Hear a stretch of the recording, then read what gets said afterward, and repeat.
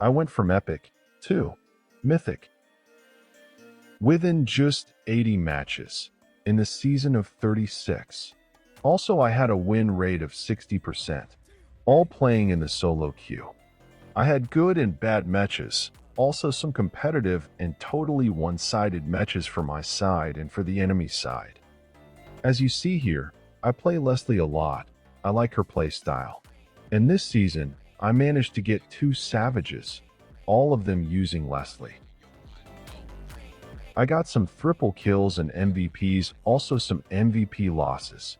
It happens.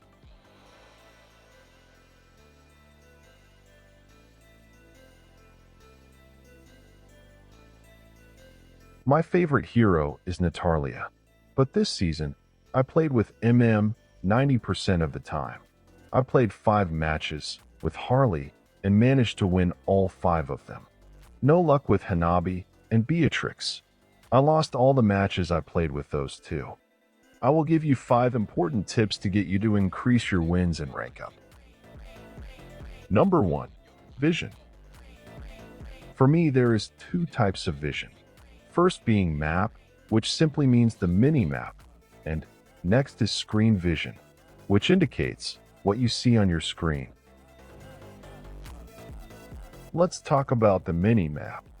When it comes to the mini-map, there are 2 main things you need to master.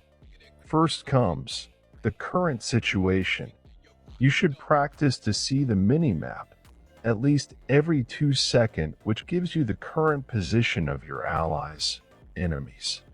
If the enemy is not visible in the map, that means you should be careful of your position. Next is an advanced tip, which is predicting enemy next move. When you pay close attention to the mini-map, time to time enemy movement will be visible. Using the direction they went, their remaining HP, or what is the role of the hero, we can guess their next move and act accordingly. To master this technique, you need to be a bit more familiar with the game flow and should know what the roles work and what the hero is capable of. Let me show you this with an example. Here when I used Leslie Ultimate, which gives you vision around you in a circular area centering you, I saw Yin moving towards our red buff. With his move, I can predict that he takes buff and push with Lord or straight push the Lord. One shot, one kill.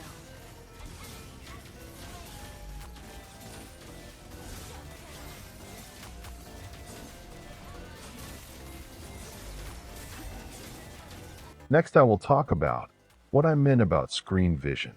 Screen vision is what you sees on your screen, what sounds you hear around you. By paying close attention to the screen, you can see enemy closing to you and react, especially when you are in a fight, or slip the enemy hero appear in minimap when you last checked it. When enemy have hero like Natalia, you should pay a good attention to the screen so you can see when they come near you. This includes the conceal spell also. Don't just accept conceal from enemy tank. Any hero can build it.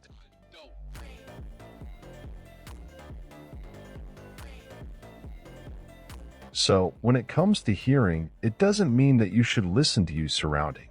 Bird sings, vehicle sounds, or your dog barking. It means that you should pay a good attention to the sounds around your character, and if you hover the screen, make sure to listen to the sounds where your screen is at. By listening, you can hear when enemy or ally uses a battle spell and any spells of the hero. By keeping in mind which spells are used, you can time and engage or save an ally who used their defensives. Most important part of listening carefully is, in a fight many skills are used, and if you miss an animation of the skill, or the skill is used out of your screen but very near to you, you can identify them by the sound. Some heroes have deadly spells. For example, Saber Ultimate with high burst damage and Eudora Stun. When you know whether the skill is used, you can avoid get caught in them.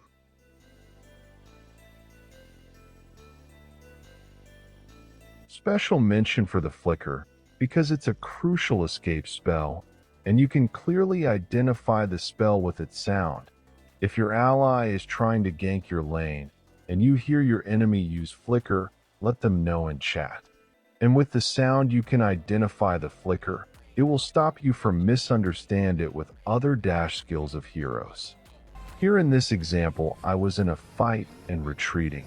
Then I saw Yin on top of my screen and tried to evade his ultimate. My tank, who was not looking the screen, stopped under the tower and got ultied by Yin, where I ran furthermore, so I even won't get caught after my tank is gone.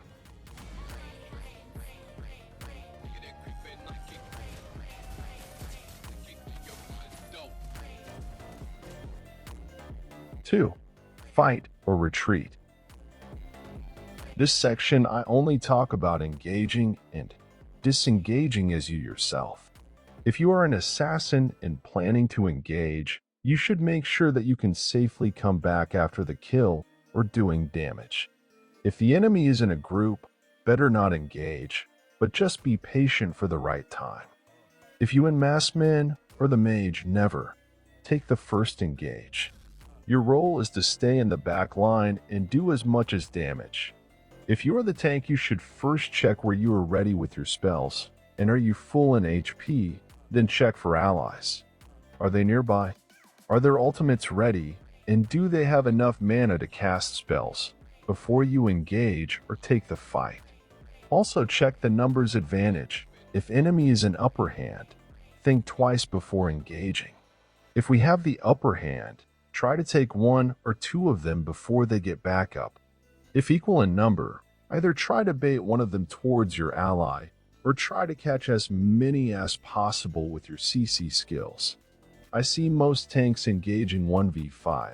Mages try to fight fighters and sustained heroes. Try to fight multiple heroes at once without help, and die in less than a second.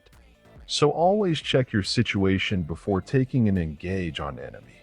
If you feel that you are in disadvantage, don't fight. Retreat as soon as you can. Don't think I will hit this last spell. I can kill them because they are low on HP.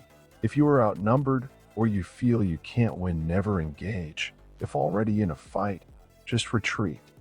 Let's see an example. In this example, our tank misses his ultimate but still decide to go for the fight. I did the mistake of following him. If I see carefully, I should have known that we cannot win, because they have a healer, and at that stage of the game, I lack the damage to outdamage the heal, because without tank ultimate, it's just a 2v2, and we are in a great disadvantage. I should have retreated immediately. Number 3. Distance. Keeping distance is a crucial matter for the mage and the massman. This is so that you have a low chance of getting damaged or CC'd by enemy heroes, except when they come to you and target you. With the right distance is squishy, high damage heroes, you have the ability to deal damage and retreat, and come back when you are ready again. Most of the new, and even some old players, stay in the middle of the fight as a mage or massman and die before the fight is not even halfway. With this way, it makes easy for the enemy to target you. And in solo queue, most of the time, tank or other allies will not protect you. This is the main reason I like Leslie and Layla, because of their range. Beatrix and Melissa for their dash skill. Makes it easy for me to reposition myself.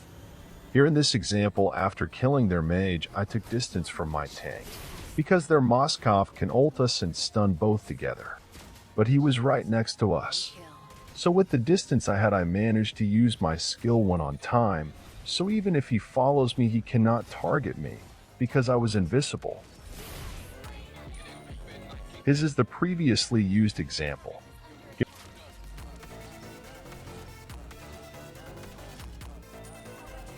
Here, when I come to defend the Lord, I took my distance and deal damage while going back and forth.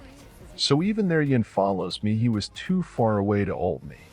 I was able to hold until I get back up. Number 4. No hero. Simply as it is. Know the hero you are playing, skills, combos, passive, special effects skills might give, and finally pro tips for each hero. Sounds simple, but it takes a lot of time to have a general idea of all heroes. As a beginner, you should at least know heroes you use very well and meta heroes and regularly picked heroes who is not meta. This helps us to counter enemy pick and reduce falling to enemy traps and trick them with their own methods. It is recommended to master one hero who you like the most and have some alternatives for each role to adjust the team draft. Here in this example, Ian tried to ult me, but I know with my skill 2 I can knock him back and cancel his ult. Here I survived him 2 times and managed to send him to base while I being unharmed.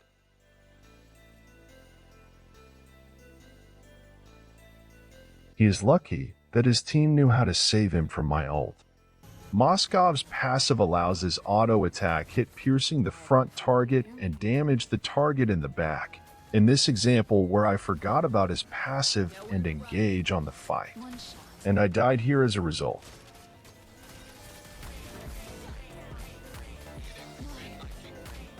Number 5.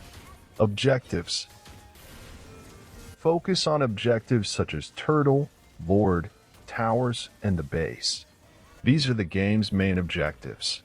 When contesting the Lord or the Turtle, focus on getting it and leave without dying rather than going for kills.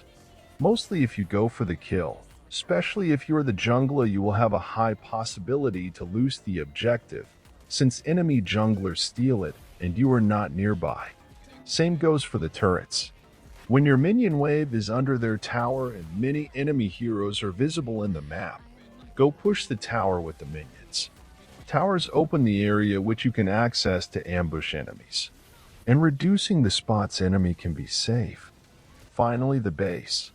With my experience, most of the time when Lord or minion waves goes near the base, my teammates goes for kills and sometimes even get wiped out rather than hitting the base, which has led many matches to lose. When you can hit the base hit with all you got, and you will feel many games ending faster if you are the dominating team. That's all for today. Hope you learned something from my video.